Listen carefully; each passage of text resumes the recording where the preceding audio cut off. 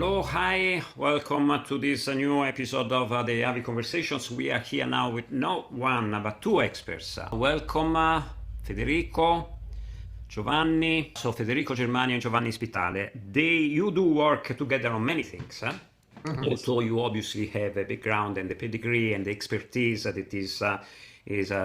for instance, Giovanni does fly with parapendia. How do you say parapendia in English? A paraglider. And Federico no. But you are working both for the University of Zurich in Switzerland. For those that are particularly ignorant about geography, you are also co-director of the Information Technology Experimental Ethics Lab that is within the same university. You are essentially scientists. Is researchers, you write a lot, you publish a lot, and from the academic point of view necessarily, but you also have experiment in publishing books that are a bit more divulgative. So for the general public, that is somehow to whom these podcasts are direct to. So thank you for being here. It's a pleasure. Thank you. It's a pleasure. I like to start, if you agree, is with one of your new book project, and this would be, whenever you will write it and we read it, would be very, very relevant for the activities that we do here in Brussels for the regulation and policy, but as well as for the media literacy point of view. The book will be about LLM and democracy, persuasion, manipulation, infodemic, how this AI can alter the process, our process of thinking. Can you tell us a bit what is the book going to be about? Absolutely. I think it's wise to start with some labels and definitions. I think we can kind of game Fede. One definition, me, and one you. So I will start with what an LLM is. A large language model is a computer system, a piece of software which produces text. We are all familiar with that now to some degree, or I'd say most of the European population should be familiar with that to some degree, mostly via ChatGPT or Claude. Exactly.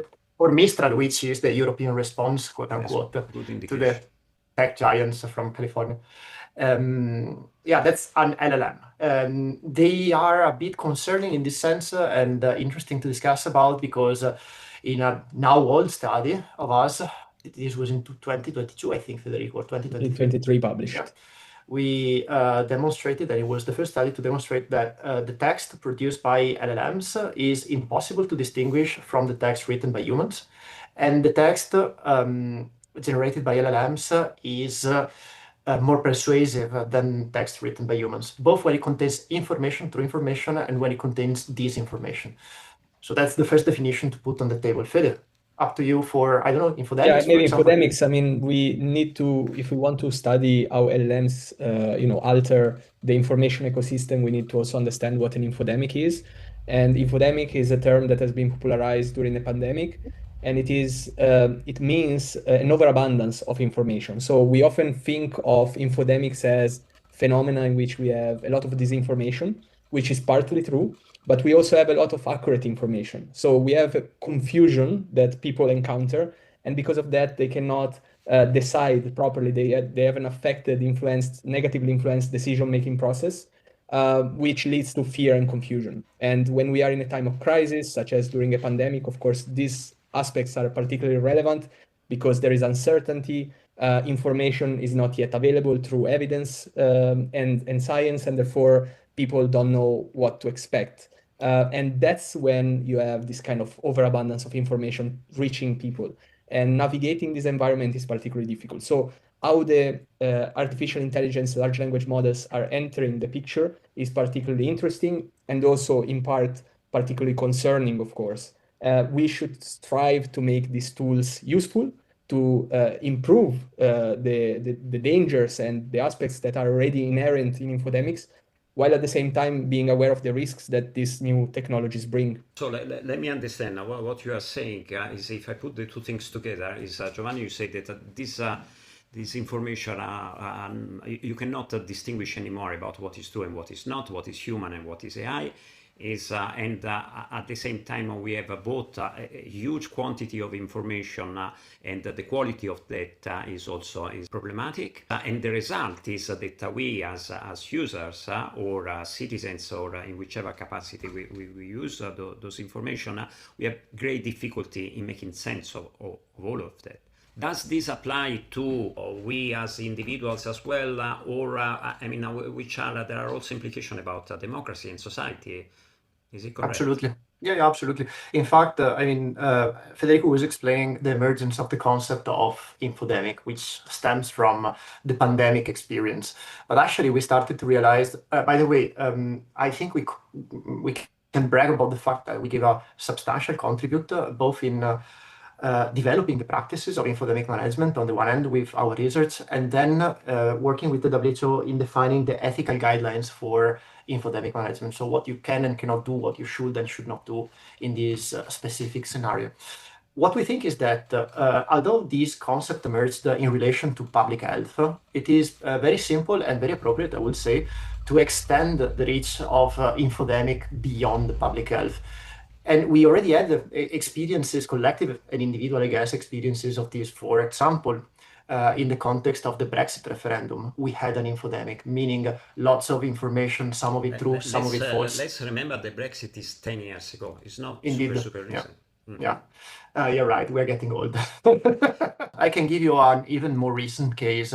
So during the elections in Slovakia in 2023, there was this case of a deep fake audio, likely AI generated to mimic the voices of a journalist and of the progressive candidate, Szymiecka. The clip went viral, and this happened 2 days before the elections, and we cannot assess whether or not it had an actual impact, but likely it did. Or you have... And it was fake. And it was fake, yes. Or you have another similar case, and this other one was in 2024. It was again an AI-generated audio from UK opposition leader at the time, Keir Starmer, circulating on social media, depicting him making some controversial remarks. And Starmer never said these things. So these are more recent examples. But actually, as you were pointing out rightly, it's at least 10 years that we are living into infodemics, also in the political context. And the story is always the same. Overabundance of information because people are eager to read and to know more about local elections, referenda, processes of this sort. And in this context, some of this information is true, some is false, and some is deceptive, meaning intentionally false. The picture is becoming increasingly worrying. How is it that this information and this manage to change our minds? I mean, this information and this has in principle nothing to do with AI, right? We have to start from there to think about AI as something that enters the picture and can make these processes that already exist even worse potentially. But there may be different reasons why we actually believe a false information. And I would say most of the times this has to do with us belonging to a certain social group. If the information we receive is aligned with our own beliefs, pre-existing beliefs, our own worldviews, or the worldviews and beliefs of the people that surround us and that we identify with, then we tend to reject information on this basis or accept it. So we tend to accept things that are going along with our worldview in the first place. So that's where this information is able to exploit our minds in the first place. Is it the same concept? I was reading a book from Harari that was talking about intimacy, the fact that technology allow is to have this feeling of intimacy, so information coming from a friend or a social group, as you were mentioning. Yes, I mean, for technology, I would say you have another aspect, which is automation bias. When something is coming from an LLM, many people think it's true just because it's coming from an LLM. And as a technology, the technology must be neutral. That's what people think. Of course, this is not the case, and there are a lot of biases embedded in LLMs that we should be aware of. And that's where literacy, for example, comes into play.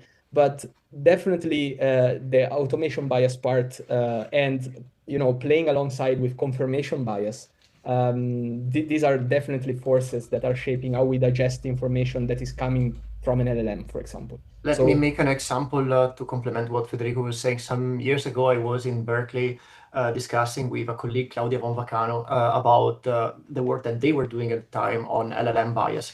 Very simple experiment. So they asked the system, an image generation system, to generate thousands of pictures of a terrorist. Try to guess the skin color. That's an example of bias. Yes, Peter, sorry, I interrupted you. Yes, no. That's really good, because I think one has to actually understand the concept of bias with a simple image, right? And confirmation bias is a little bit more complex in the way that, when we search for information through an LLM, and this is what many people use LLMs for, you want to get to know something. Then you search with already a bias in the way you frame your prompt. So, for example, you may say, is it true that, I don't know, there was no moon landing? The framing of the prompt already steers the direction of the output. And this is because these models are designed to be complacent, meaning that they are meant to be engaging in the way that people conversate with them. So they are not designed for truth, they are designed for engagement. So they have a complacent behavior, and that leads to outputs that oftentimes confirm the beliefs that are already flowed of the people that write the prompt in the first place. So that's confirmation bias. Combined with automation bias, you get the picture. It's quite powerful, and it can be very detrimental. Is it that they have discovered ignorance and that they base their process on the fact that we are so weak? I mean, is what to be done if the humans that are behind those processes are not exactly the best humans? I mean, they do it for commercial or power purposes. I see what you mean. I think it could be that this is not intentional. I think this could be, we don't have evidence because, of course, these are some of the most well-guarded trade secrets nowadays.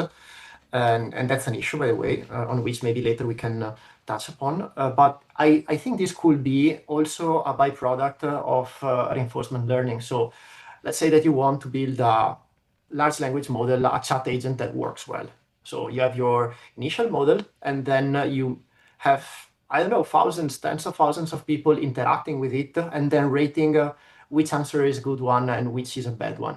These people will tend to prefer, because of how we function, because of how our brain works, they will tend to prefer responses which are nicer, polite, which are soft in some sense, which tickle our sense of being seen and being understood, because at the end that's what every human being wants, being seen, understood, and possibly loved.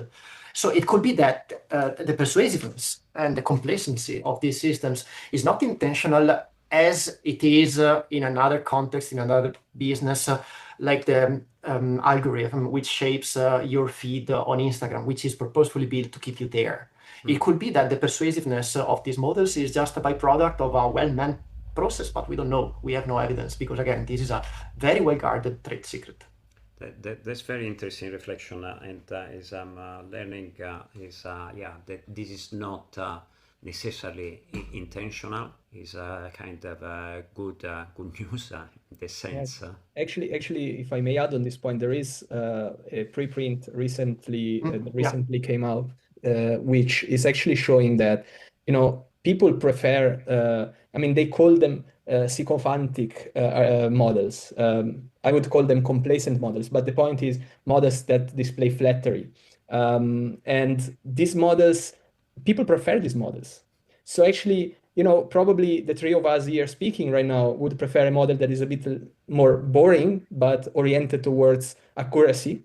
But many people prefer to have an engaging experience. Otherwise, they wouldn't use the tool in the first place. So ultimately, in order for the outputs to be helpful, the reinforcement learning process needs to go in this direction. So I totally agree with Giovanni. There is absolutely no intentionality behind this.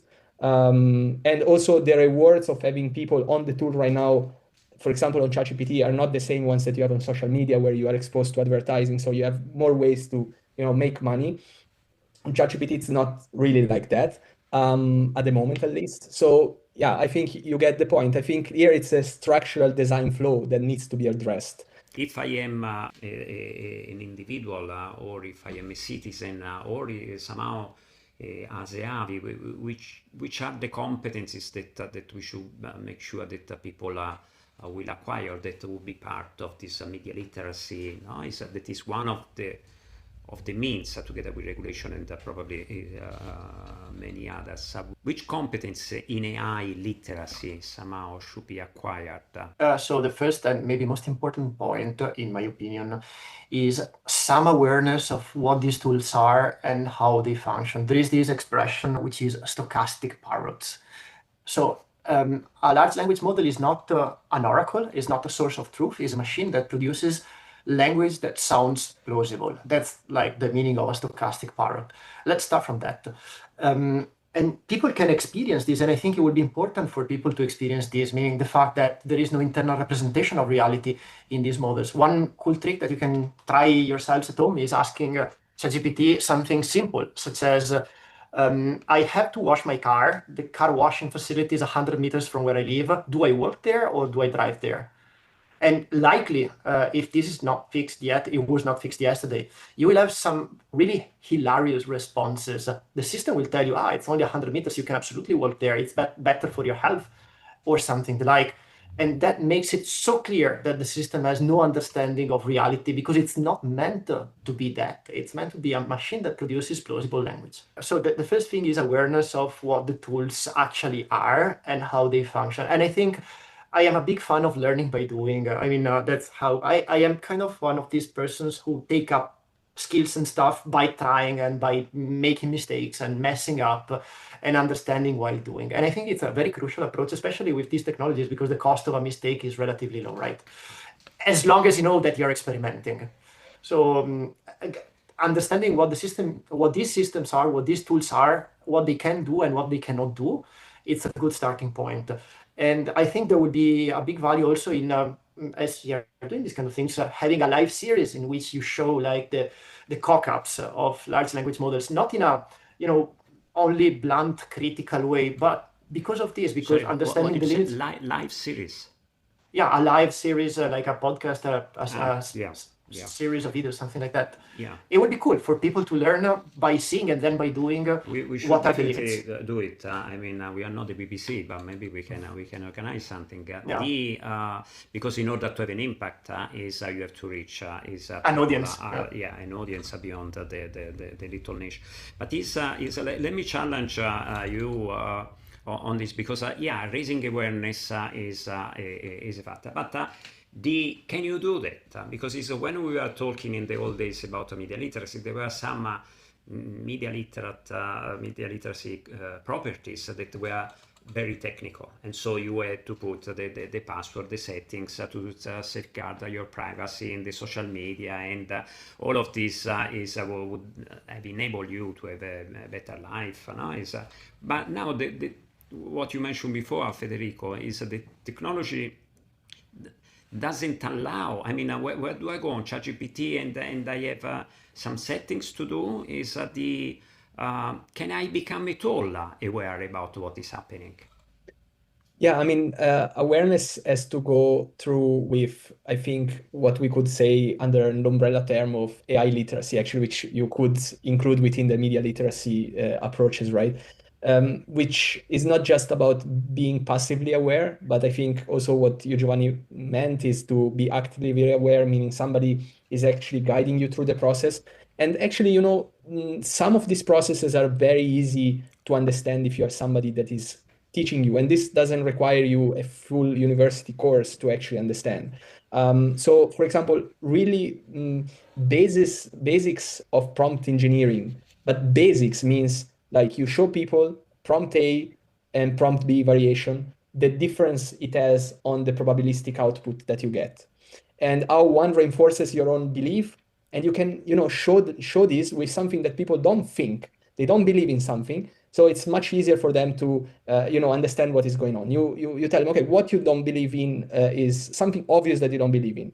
They tell you, you go on the tool, you show them what happens if you ask the question, if you prompt in a certain way, and then you get that specific output, versus what happens if you actually prompt, for example, in a different way. So instead of asking, this works this way, right? You can ask, does this work in this way or in that way? this is a much better way of prompting. And this is so simple actually to understand once people are shown the effect that this can have on the output. So AI literacy comes in bits of knowledge, I think, that can be distilled, can be given to people with very simple interventions. So this is a practical way to look at it, I think. What is encouraging somehow that I get from what you have said is that it's complex, but it's not so complex as we may think, and we can indeed get some learning and to develop a better understanding of how it works, and therefore